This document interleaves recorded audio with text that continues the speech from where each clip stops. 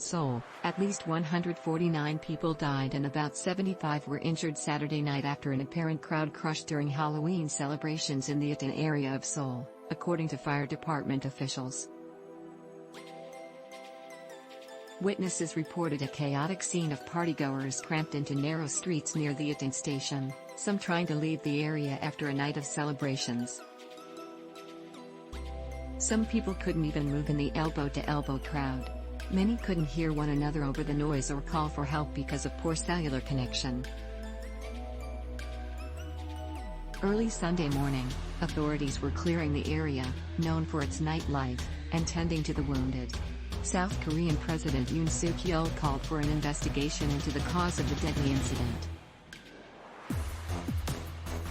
Meanwhile, authorities have yet to publicly identify the victims, most of whom were in their teens and 20s and were both Korean and foreigners.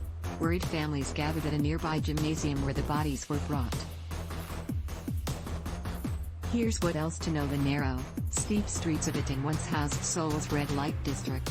Catering to a sprawling U.S. military base next door, the neighborhood offered cheap beer, knockoff goods and female company for sale.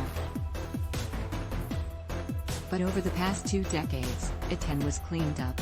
By the time the American military left the South Korean capital in 2019, it already had a reputation as an open and diverse neighborhood, known for its espresso bars and independent fashion houses. Investigations into what caused Saturday night's crowd crush tragedy are still ongoing.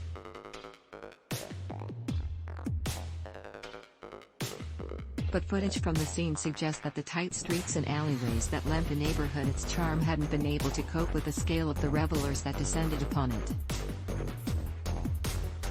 This is an excerpt from a full story. The death toll in Itaewon drew horror and grief from world leaders.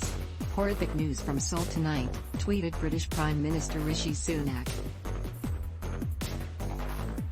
All our thoughts are with those currently responding and all South Koreans at this very distressing time.